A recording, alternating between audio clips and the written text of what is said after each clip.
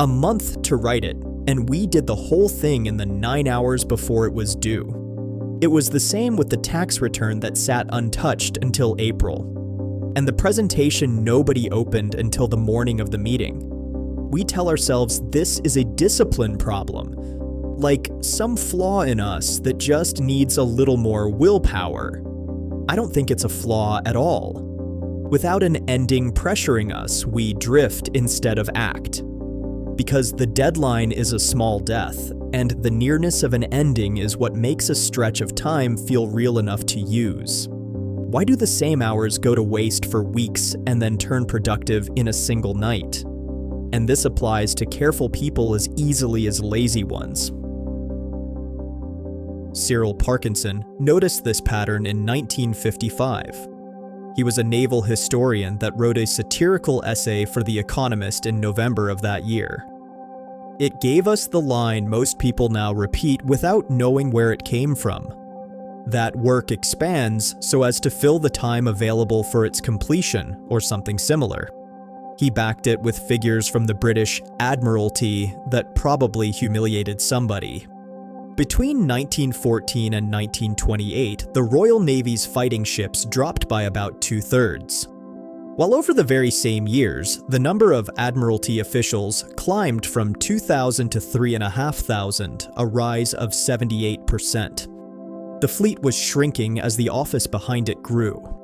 By his account, the only thing Britain was reliably making was paperwork on dry land. Parkinson had described the what, the way slack time fills itself with motion that produces nothing, and he left the harder question alone.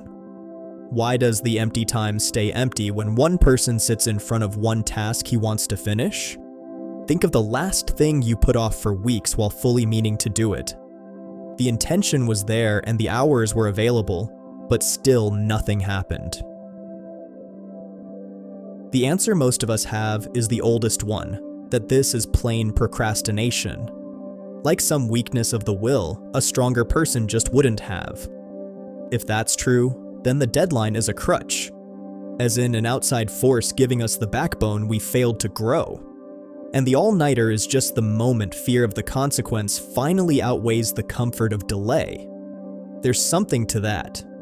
Pressure does narrow attention, and a racing pulse at 3 in the morning does burn off the distractions that felt urgent at noon. Psychologists even have a curve for it, drawn by Robert Yerkes and John Dodson back in 1908. Rising pressure sharpens performance up to a peak, then it starts to wreck it. For most of a life, this story holds together well enough that we never poke at it. So we keep treating our own drift as a moral failing to be punished with more rules. Most productivity advice is useless for the same reason. Stacking apps and calendars on top of a problem that was never really about organization.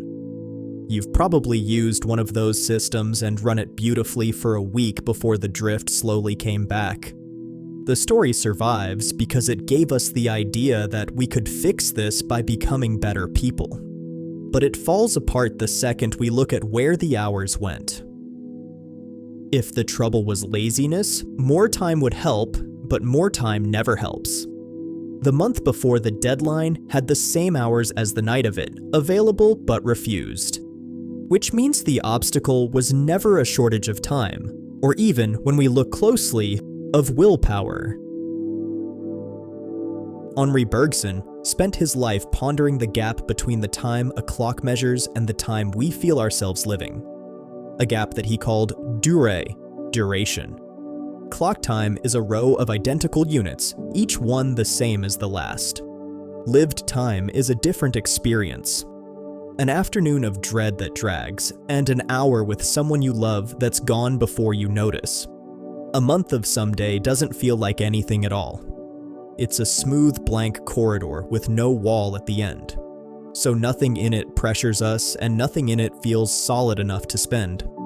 The deadline adds an edge. A wall set close enough that the present has something to push against, and the corridor at last takes a shape. Seneca saw the same thing happening in the 1st century in a piece we call On the Shortness of Life. He wrote it around the year 49 for Paulinus, the official then in charge of Rome's grain supply. His argument was that our lives only feel short because we waste most of what we get. We spend it as if it were bottomless, pushing everything that matters into a future we assume will always show up. An open-ended task is a small private immortality, and we treat it the way Seneca said we treat the whole of life, like there'll always be more. That short life suddenly becomes visible in the all-nighter, a whole wasted month done in 9 hours. Even the word we use for it has an older meaning in it. A deadline was once a line on the ground. In the summer of 1864, at the Confederate prison camp at Andersonville in Georgia, guards ran a light rail about 19 feet inside the stockade wall. They called it the dead line. Anyone that crossed it or even reached a hand past it, they shot without warning. The first man to die there was a young Ohioan named Caleb Copeland, killed 2 days after the line went up. It took until the print rooms of the 1920s for the word to turn into a time by which a thing has to be finished. It's hard to use the word the same way once you know that. The thing we run from at the end of the month has death in its own name. Hold on to the discipline story, and you keep pouring willpower into a problem that was never short of it. You blame yourself for drifting while the one thing that actually gets the work done stays hidden in plain sight. Martin Heidegger took this the furthest in Being and Time. In 1927, he coined the idea of being toward death. He argued that most of our days run on what he called the they-self.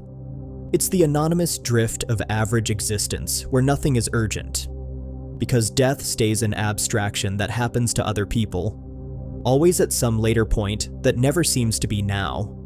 In that mode, time is an endless smear, and you spend it the way you spend a month you believe you still have, with no care at all. His claim was that you become the author of your own life only when you turn and face your own ending.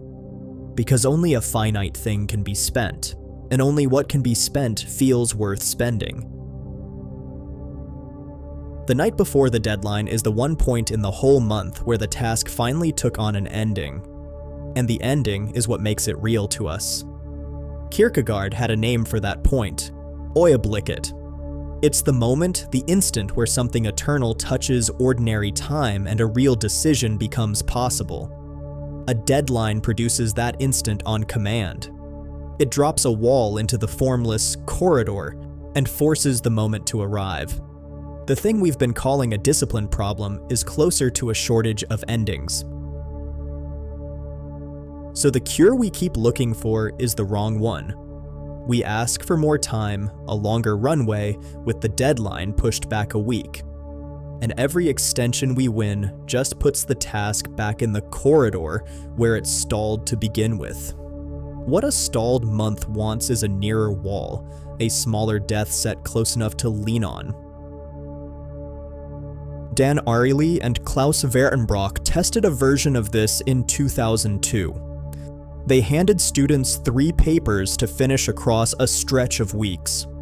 The students forced onto evenly spaced weekly deadlines did the best work, and the ones left with a single deadline at the very end did the worst. Even the students that set their own walls, costly ones with a penalty for every late day, beat the single deadline group, which tells you people half know this about themselves already. The people that move through the world getting things done are rarely more disciplined than the rest of us. They've learned to chop endless time into a row of endings, setting walls all the way down the corridor so the present never goes formless for long. The wall is the gift. So you have an essay written in a few hours after a month of doing nothing. Just remember that the hours were always there, and what the last night finally gave us was the ending. If nearness is the only thing that makes time feel real, then think about the life we keep daydreaming about. the open calendar, the someday with all the time in the world. That's the smooth corridor stretched out to the horizon. It's a month-long task the size of a life, and most of it goes the way the month before any deadline goes. The all-nighter is the clearest look you ever get at how time works on a person. That rare stretch where the ending is close enough to feel. So what would it take to make tomorrow night the night it finally gets done?